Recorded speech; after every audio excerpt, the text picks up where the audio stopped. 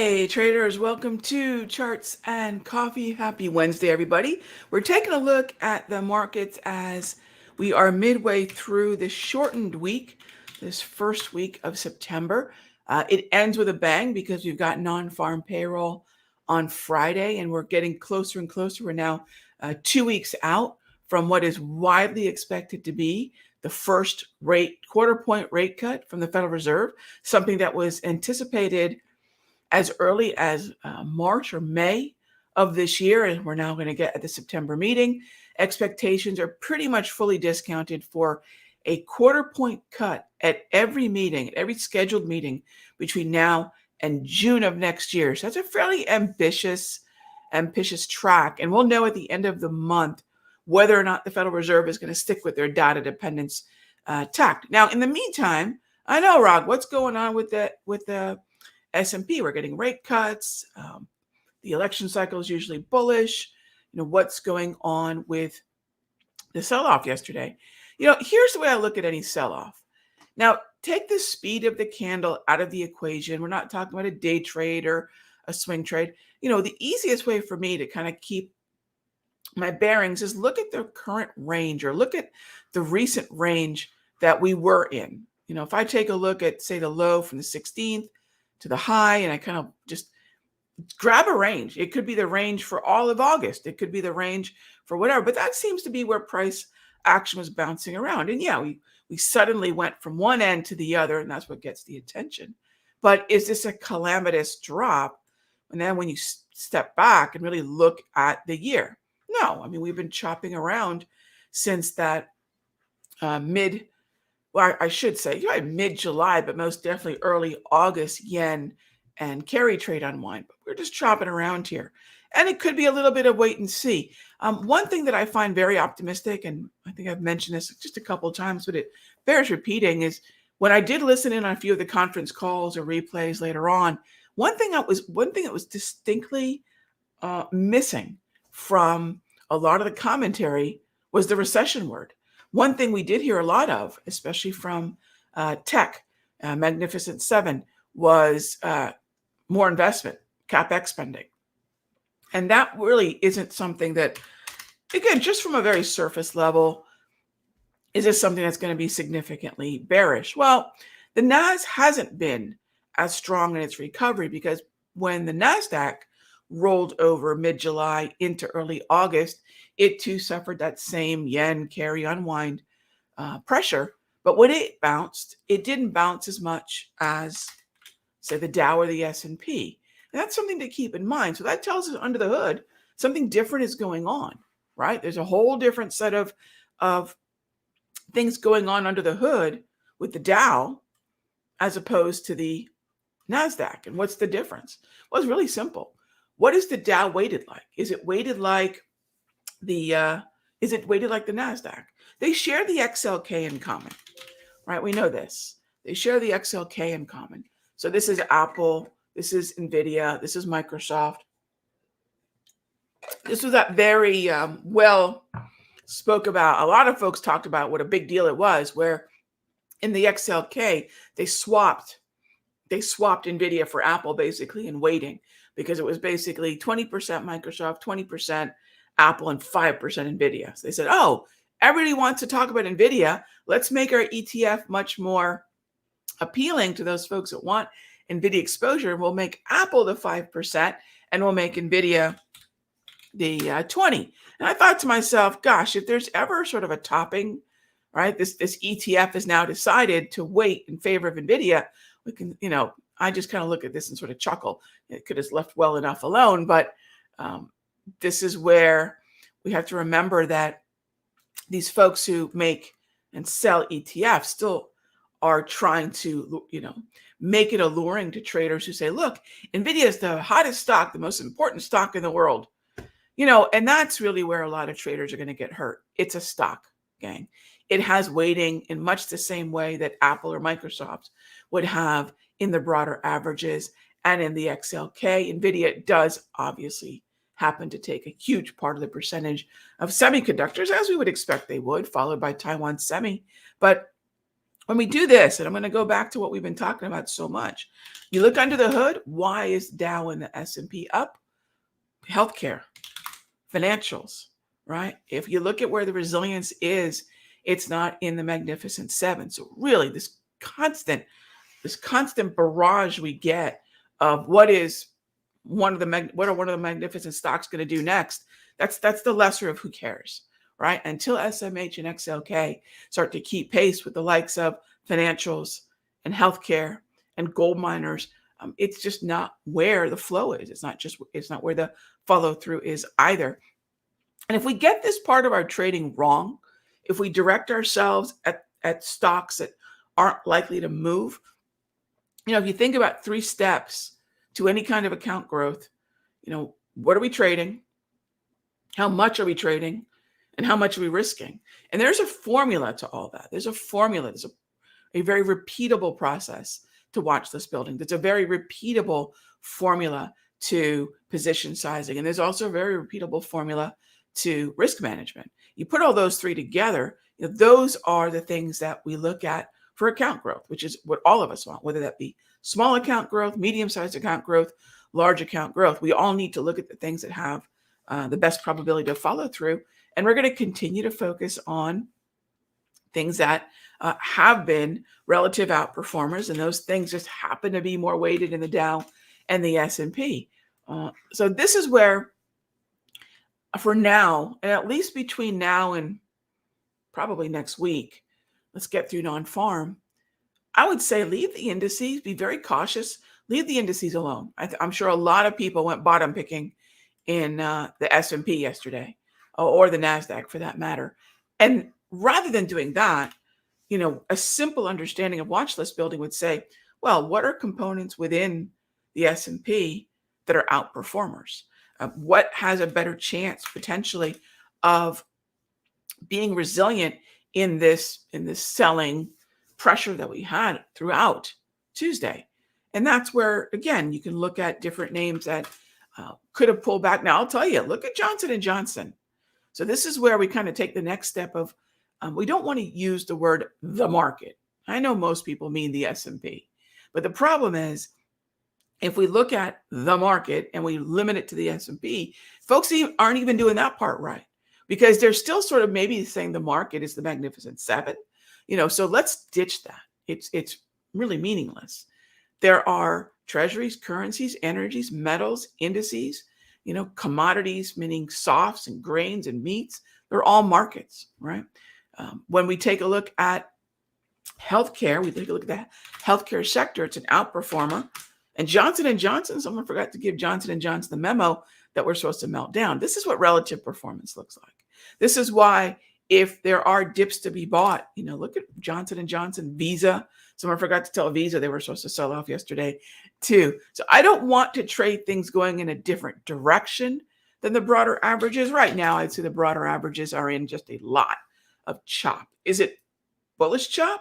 No. Is it bearish chop? No, it's neutral right now. And you might say, Rog, but we had a big down day.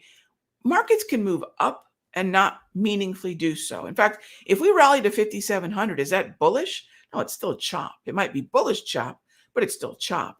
If we head down to 55, is that chop? Probably. We could call it bearish chop, but it's still chop. And that's why I color code my candles. It keeps me from thinking from the perspective of, if we're looking at the S&P in a daily time frame, and I want to get an idea of the direction, participation, momentum, sentiment of what's happening, by color coding the candles, I've got a pretty good, and for me, reliable way of saying, hey, green means bullish participation, bullish price action. Yellow is neutral, and red is bearish. And then there's a shade of each. So I can get that traditional Japanese candlestick interpretation of a down day, dark green, or an up day, light green, right? So this dark red, light red, and also that darker and lighter yellow. But aside from that, if I see that there's chop on the daily, this is a really easy adjustment. Just shorten the time frame. If you're uncertain about what happens next, shorten the time frame. If you're not seeing trends in terms of expectation of follow through, shorten the time frame, because shortening the time frame will then give us a shorter time horizon, right? So let's take a look at a few stocks that have come up in our chat window. And these are really easy adjustments to make, gang. If you check out yesterday's free video, I shared with you all some of the things that we're doing in the mastery right now. How did August go in a month where there was so much volatility? How did we do? And it's really the same focus we're talking about here. What were the outperforming sectors and stocks? Most of August was staples and healthcare, more staples. We did some gold, utilities. Right. So most of August was exactly what I'm recommending going into September. Where's the relative performance? Focus on that. Right. Okay. So yeah, Coke. So we have long positions in Coke in the mastery, as well as Pepsi. We have a long position in Pepsi right now. Altria and Joe, yeah, to your question, Altria and Philip Morris have been outperformers. And interestingly enough, they share the one big thing in common, which is they're part of the staples. And we want to keep an eye on consumer discretionary too, only because where there is so much emphasis. I'm just looking at another screen here, gang. There is so much emphasis on the retail customer behavior. I'm not saying there's going to be opportunity here per se, although Nike, Lowe's, McDonald's, Starbucks. So yeah, Nike might get a little bit more attention. This is far longer term, but the 13Fs came out just, what is it, a couple weeks ago. And it shows that Bill Ackman's kind of backing the truck up with Nike. And I don't know how much of that is some of the strength we're seeing, but the 13Fs came out. That's another look at flow, but that's a far longer term view. But I'd keep an eye on Staples, obviously a very big outperformer, but I'd keep an eye on the retail behavior and keep an eye on XLY for maybe something that's up and coming through September, as opposed to very established trends that we've been trading for the better part of 6 weeks in the sector secrets mastery, utility staples. Let's keep healthcare and financials, as we mentioned, up on that list as well. Let's see, Microsoft on the daily. So two things. I won't buy trends that are down or bearish. And I don't use head and shoulders patterns, my friends. So it's just not a pattern that I use. However, what I'll say is Microsoft is still very much a red candle in the gold zone. Let's let a bearish candle, bearish participation, rally into the gold zone, which is that resistance level based on historical volatility. And for now, Microsoft can only be where, zones like this are long puts, long puts, long puts. So red candles in this gold zone, that's all I need. That's all that the setup for me is. I don't use chart patterns though. And just so everyone goes, Rog, you don't look at head and shoulders? Not at all. I don't use chart patterns at all. Price patterns are different, completely different, and they're much smaller. They're much more compact. There may be 2, 3, maybe 4 candle patterns. But what I do like is things like the volatility zone and understanding that gold and red are going to be a good combination for where resistance could be. And you can see the last 3 touches back on the 22nd, on the 29th, and on the 3rd, very much a long put when the red candle is up in that gold zone. All right. Based on my criteria, what are my thoughts on American Express to the long side? So, Chris, it is actually one of the relative outperformers in financials. The biggest thing is whether or not there is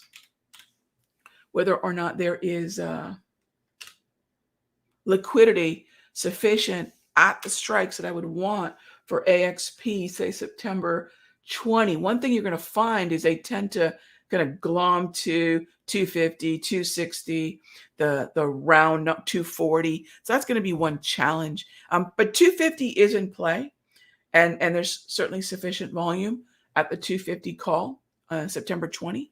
It's a green candle meets the gray zone. It's on a trend, but it has very consistently been a green candle environment since the middle of August. And we definitely would want to keep an eye on that. So yeah, my criteria would be consistent green candles, preferably a trend, and then where the green candle meets the gray zone. Yeah. Bob asks, what's the short-term support level for Nvidia? Will it break below 100? Thoughts on December 100 in the money long calls. So, Bob, I don't know where it's going as far as where it'll be in December. I don't ever want to presume I'm going to know where something's going and on a particular date. And guess what? Nobody does. So I'm not going to ever put myself through that. But what I will do, to your question, is look at where support and resistance may be. Nvidia now has a red candle, and that means that I can't buy it. I don't want to look at calls. I don't want to look at the long side. However, if you've got a longer time horizon, which it seems that you do, right? So let's do this. Let's bring the weekly in. Okay. If you're looking for a level for Nvidia, I think someone had asked me this yesterday as well. Here and basically down in, I would keep an eye on this area here and down in there. These are all different support levels on the weekly time frame. So this chart here is the weekly chart. And if you're looking for something where the time horizon is September to December, I'd probably look less on the daily and more on the weekly, and then find out within the context of what is pretty bullish action. We had an uptrend back in here. I'd call this bullish chop now. But if we pull back to any one of these support levels, this is very aggressive here. I would call this moderate. I would call this conservative. You know, if you're looking at where it could bounce, that's the way I would look at it. As to where it's going to bounce, it's any one of those three levels that I would, if someone said, okay, Rog, where do you think Nvidia is going to bounce from? Either current levels closer to about 97, or levels closer to about 92. And that's where I would presume it's going to find support at.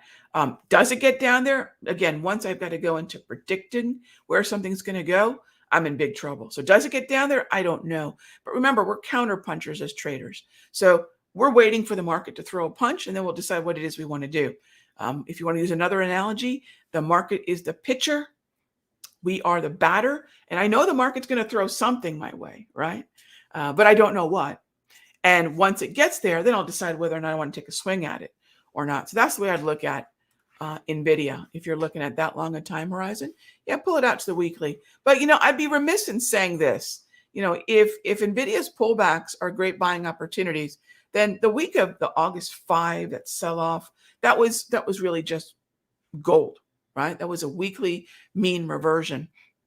And so any kind of revisit to that area would be a great longer term type buy and hold of shares or leaps or whatever it is that you might want to do to the long side. But in the meantime, if I near term care about what Nvidia is doing, it's an opportunity cost.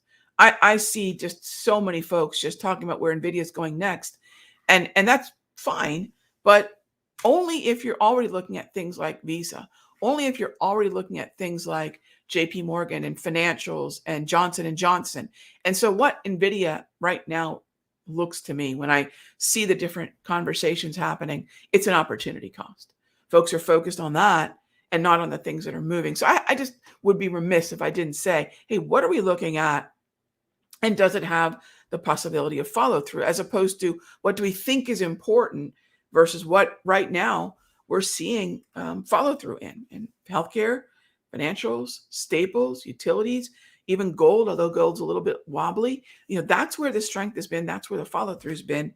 And that's where my attention has been. And when that stops, if at some point the structure changes around Nvidia or Microsoft or whatever, Apple, and they're hitting zones in ways that we have it on the watch list with expectations, high expectations of follow through, like we do for Coke, like we have had for Newmont Mining and gold, like we have for Pepsi. You know, when it gets into that category, it'll be on the watch list. But for now, putting things on the watch list that aren't necessarily going to move in the direction that we want them to, that's an opportunity cost. And I see a lot of folks suffering with that right now. Okay, gang, that's a wrap. Another dreary day in South Florida. Hope the weather's better wherever you are. I'll see you tomorrow, same time, same station. Be good to each other.